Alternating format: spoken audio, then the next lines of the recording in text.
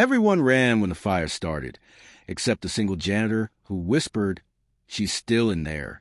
Before we dive into this heart-stopping story, make sure to subscribe, hit the like button, and turn on notifications. Stories like this remind us of the unsung heroes among us. The fire, the dismissal bell at Midtown Elementary screeched through the halls, sharp and final, like the end of a long-held breath. Children burst from classrooms, a flood of backpacks and laughter, sneakers squeaking against polished linoleum. The late afternoon sun slanted through the windows, casting long shadows that stretched like lazy cats across the floor. Among the chaos, 8-year-old Emily Carter lingered by her locker, her small fingers carefully smoothing out a wrinkled piece of construction paper. A drawing. A house with a too-big son in the corner, a stick-figure family holding hands. She bit her lip, hesitating. She'd spent all afternoon on it, pressing too hard with her crayons, wanting it to be perfect.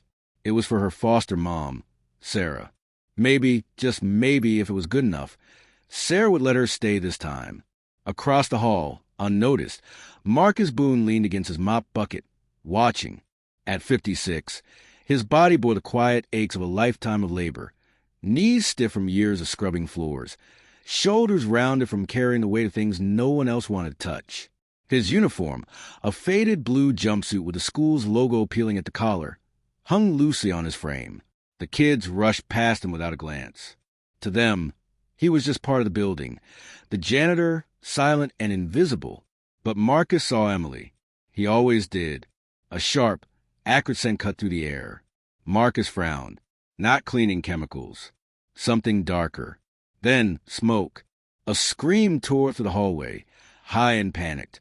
The fire alarm blared to life, a deafening wail that sent students scrambling.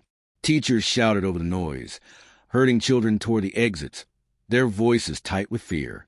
Outside now. Single file. Marcus's pulse hammered in his throat. His eyes darted toward the kindergarten wing. Emily had been there moments ago, handing her drawing to Mrs. Lowell. Had she left? He scanned the rushing crowd, searching for her small frame, her dark braids. Nothing. The principal's voice boomed over the intercom. "This is not a drill. Evacuate immediately." People shoved past him, elbows knocking into his ribs. The smoke thickened, curling along the ceiling like a living thing. And then he heard it, a whimper, faint but unmistakable. Emily. While the last of the students spilled out into the parking lot, Marcus moved against the current, pushing deeper into the building. The heat hit him first, a wall of dry, suffocating air. Flames licked at the edges of the hallway, devouring a bulletin board decorated with construction paper leaves. Emily.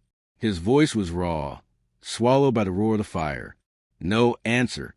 He coughed, pulling the collar of his shirt over his mouth. The kindergarten classroom door hung ajar, smoke pouring from a gap.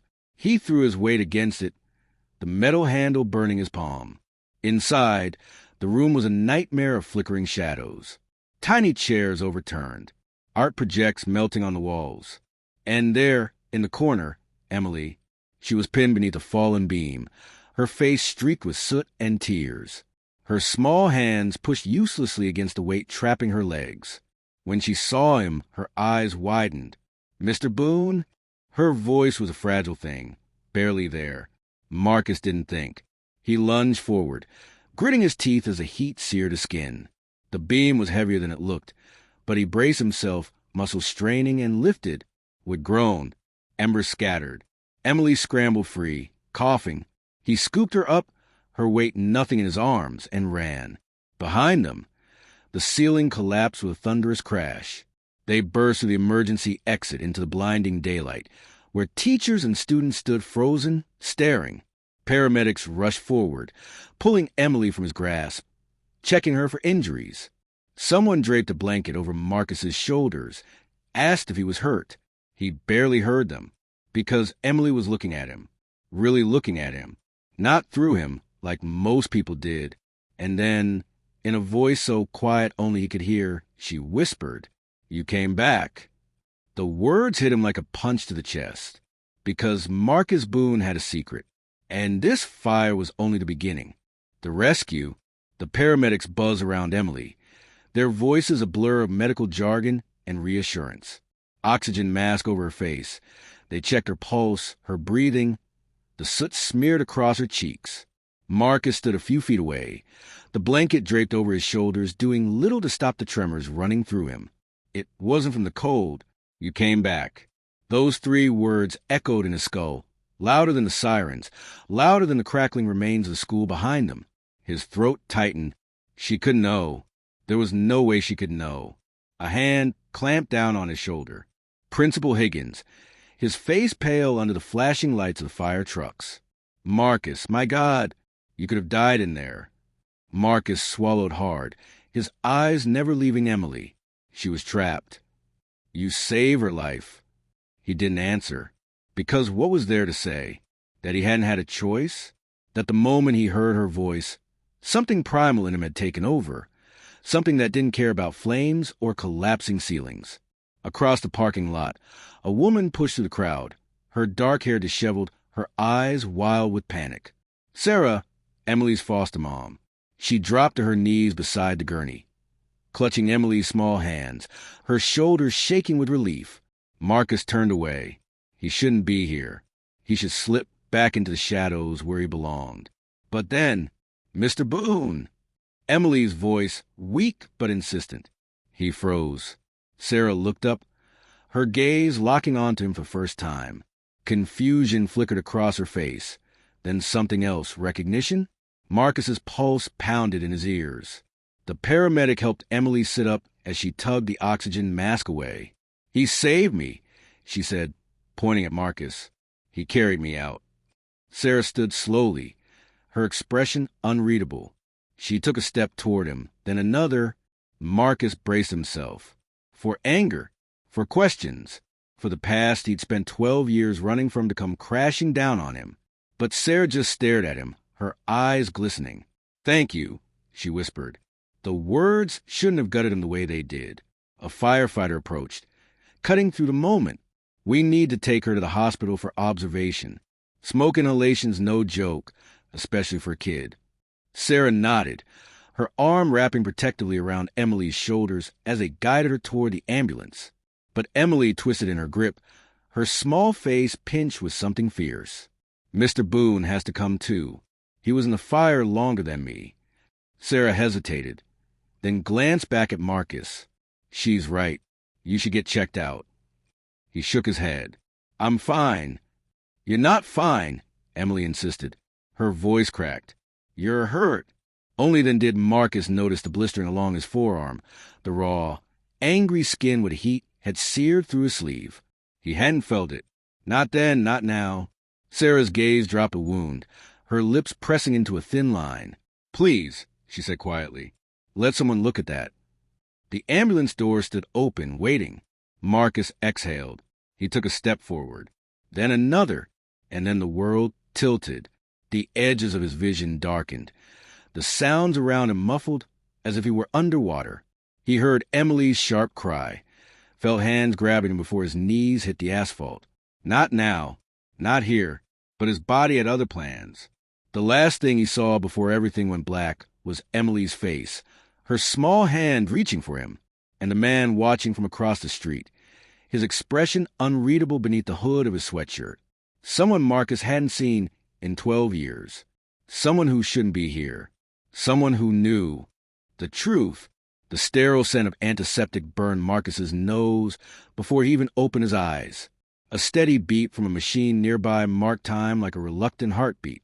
Hospital. He'd woken up in enough of them to recognize the feel instantly.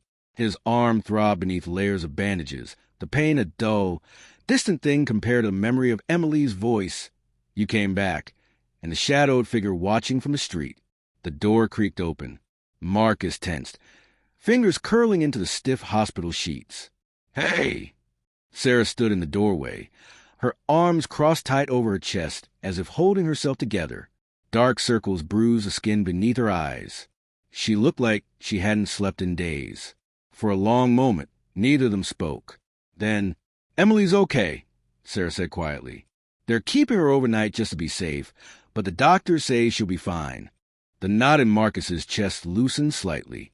Sarah stepped further into the room, her sneakers squeaking against the linoleum. She hasn't stopped asking about you. Marcus looked away, staring at the water stain on the ceiling tiles. He knew what came next. The questions, the accusations, the truth he'd buried for over a decade, rising like a corpse from shallow ground. But Sarah surprised him. She pulled a chair up beside the bed and sat, her voice barely above a whisper.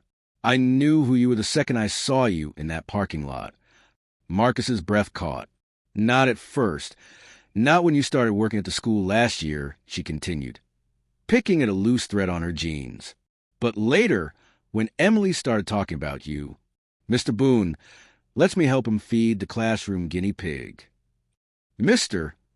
Boone has the same scar on his thumb as me." Sarah's throat worked. Little things. Too many little things. The heart monitor betrayed him, its steady rhythm spiking. Sarah leaned forward, her elbows on her knees. "I looked you up. Marcus Boone, 30 months in Danville for aggravated assault. Released when Emily was 2. Her voice cracked. Her father, the word hung between them, heavier than the beam he'd lifted off Emily in the fire. Marcus closed his eyes. He'd practiced his speech 1,000 times in his head over the years, but now that the moment was here, all the words had turned to ash. "I never touched her," he finally said, the raw truth of it scraping his throat. "Not once. The fight that sent me away, it was her mother's boyfriend. He'd shove her into a wall. Emily was in her crib, screaming. I lost control." His bandaged hand flexed. "By the time I got out, her mom had OD'd. Emily was already in the system." Sarah's face did something complicated. "And instead of filing for custody, you became a janitor at her school?" "I was a felon with no job history and a temper." Marcus gave a hollow laugh. "You think they'd have given me a kid?" His voice dropped. "But I could watch over her, make sure she was safe, even if she never knew." A tear tracked down Sarah's cheek. She swiped at it angrily. "She knows. Kids always know. That's why she drew you in her family pictures. That's why she—" The door burst open. Emily stood there, dwarfed in a hospital gown 3 sizes too big, and 4-pole trailing behind her like a reluctant pet. Her braids were messy, one coming undone at the end, but her eyes were bright and determined. "You're both lying," she announced, her small voice shaking. "I heard you talking in the hall.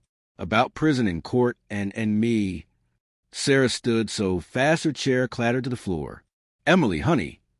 "No." Emily stomped her foot, tears welling. "Mr. Boone is my dad. I remember." She pointed at Marcus's scar thumb. "You cut it fixing my crib. Mommy yelled, but you said it didn't hurt." Marcus felt something break open in his chest. She remembered. After all this time, after all his mistakes, she remembered him. The heart monitor was going wild now, alarms blaring as nurses rushed in, but Marcus barely noticed. Because through the chaos, through the tears and the pain and 12 years of regret, Emily wove between the adults and climbed right onto his hospital bed, pressing her small face into his uninjured shoulder. "I knew it was you," she whispered against his neck. "I always knew." And as Marcus carefully, so carefully, wrapped his arms around his daughter for the first time in over a decade, he saw him again, the hooded man from the street, standing in the hospital doorway, smirking. Then gone, leaving only the scent of gasoline clinging to the air. The threat. The hospital room door swung shut behind the nurses, leaving an unnatural silence in its wake. Emily's small body trembled against Marcus's side, her fingers clutching his hospital gown, like she was afraid he might disappear again. Sarah stood frozen near the foot of the bed, her face pale as she stared at the empty doorway where the hooded man had been. "He was here," Marcus said hoarsely. "Did you see?" Sarah gave a sharp nod, her arms wrapping around herself. "Who was that?"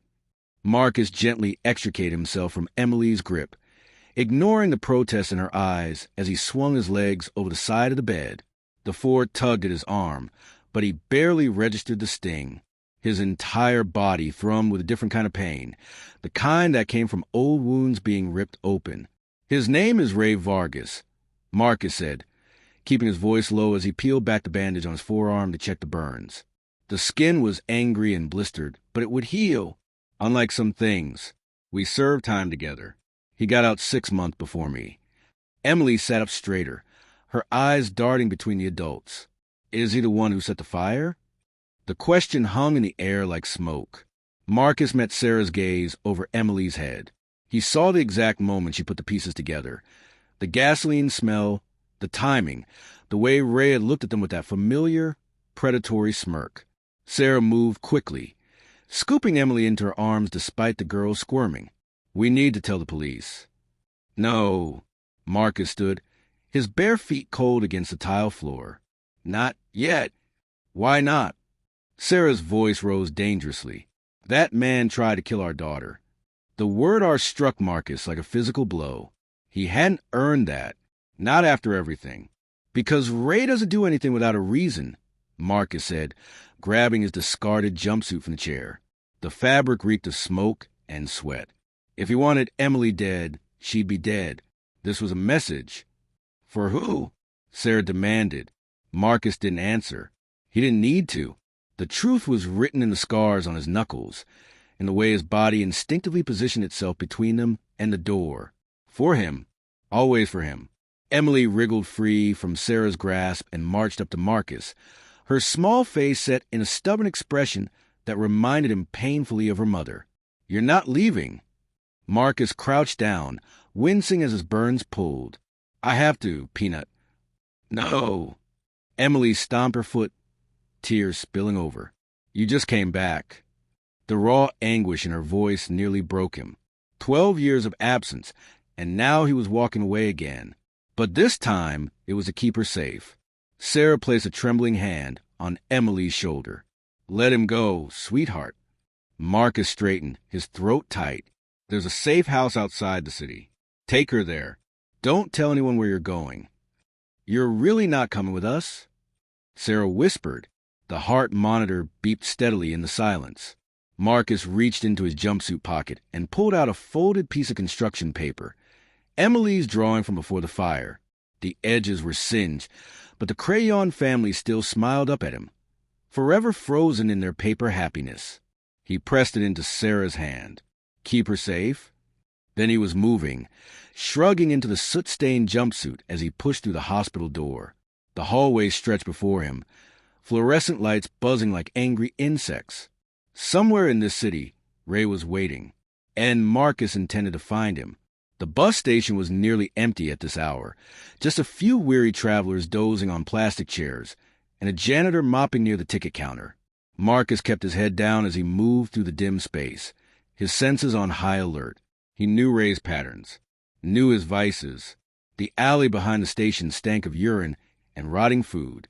Marcus's boots crunched over broken glass as he approached the flickering neon sign of a dive bar. Through the grimy window, he could make out shadowy figures hunched over drinks. Then movement. A familiar hooded silhouette detached itself from the wall near the dumpsters. Took you long enough, Boone. Ray's voice was rougher than Marcus remembered, like gravel and bad decisions.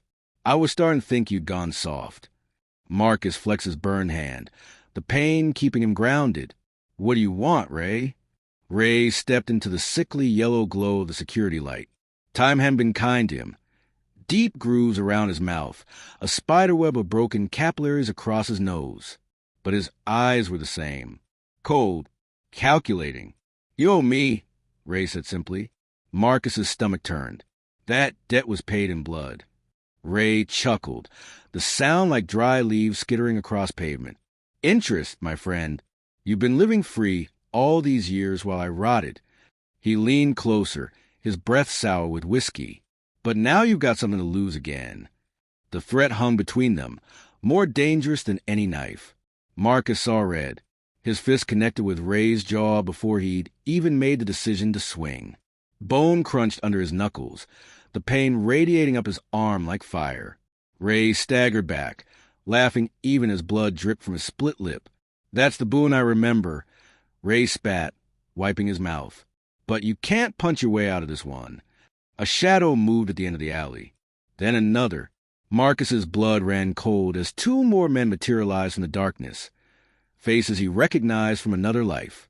Ray smiled, the expression all teeth. See? Old friends came play.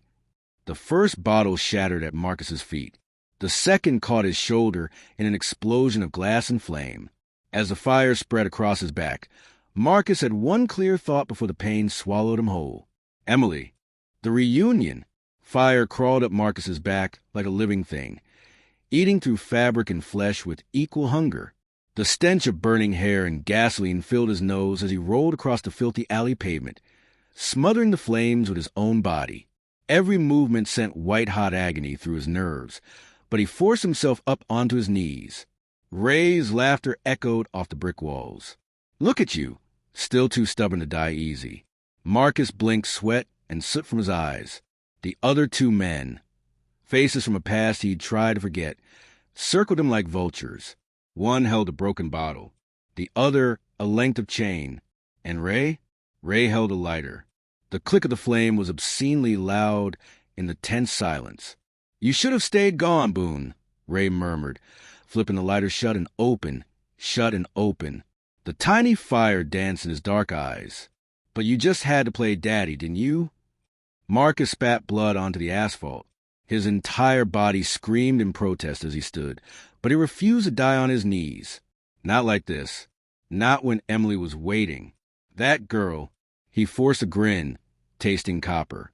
She's worth 10 of you. Something dangerous flickered across Ray's face. The lighter snapped shut. Then everything happened at once. The chain came first, whistling through the air toward Marcus's head. He ducked, feeling the metal links graze his scalp as he drove his shoulder into the man's stomach. They crashed into a pile of soggy cardboard boxes, Marcus ignoring the fresh wave of pain from his burns as he drove an elbow into the guy's kidney. The broken bottle came next, slashing toward his face. Marcus barely twisted away in time, glass scraping his cheekbone as he grabbed the attacker's wrist and twisted until bone cracked. The man howled, dropping the weapon, then tires screeching. A car careened into the alley mouth, headlights blinding. Marcus barely had time to register the familiar minivan before its side door flew open and Sarah screamed, "Get in!" Ray's shout of rage followed Marcus as he lunged for the vehicle. Hands grabbed his arms, hauling him inside even as the van was already moving. Glass shattered against the rear bumper as Ray threw something, the lighter, a bottle. But then they were skidding onto the main road, leaving the alley and its demons behind. Marcus collapsed across the seats, his breath coming in ragged gasps. The van smelled like crayons and peanut butter. Like home. Small hands patted his face. "Dad? Dad, look at me." Emily's tear-streaked face swam into focus above him. Behind her, Sarah white-knuckled the steering wheel, her eyes darting between the road and the rear-view mirror. "You came back," Marcus croaked, disbelief thick in his voice. Sarah met his gaze in the mirror. "We're family. That's what we do." The simple truth of it settled over Marcus like a bomb. All these years, he'd thought he had to protect Emily from afar, that he didn't deserve to be part of her life. But family wasn't about deserving. It was about showing up even when it hurt, especially when it hurt. Emily pressed her forehead against his, her braids tickling his burned cheeks. "Don't leave again," she whispered. Marcus closed his eyes, breathing in the scent of his daughter. Crayons and hospital soap and stubborn hope. "Never," he promised. Somewhere behind them, sirens wailed. 3 months later, Marcus stood on the freshly painted porch of a small blue house, watching Emily chase fireflies to the backyard. The scars on his back still pulled when he moved too quickly, and Ray's trial was still months away. But none of that mattered right now. Sarah stepped up beside him, handing him a mug of terrible, too strong coffee, just how he liked it. "She wants you to walk her to school tomorrow," she said, nodding toward Emily. "Wants to show you off to all her friends." Marcus swallowed past a sudden lump in his throat. Yeah. Sarah leaned her head against his shoulder. "Turns out having the janitor for a dad makes you pretty popular when he's also the guy who saved the whole school from burning down." A laugh burst out of him, loud enough that Emily turned and grinned at them before going back to her fireflies. The evening air smelled like cut grass and new beginnings. Marcus took a sip of his coffee, wincing at the bitterness, and smiled. If the story of redemption and unexpected heroism moved you, do us a favor. Hit that like button and share it with someone who needs reminding that second chances exist. And don't forget to subscribe for more powerful stories about ordinary people finding extraordinary courage. Because sometimes the most inspiring heroes are the ones who don't realize they're heroes at all.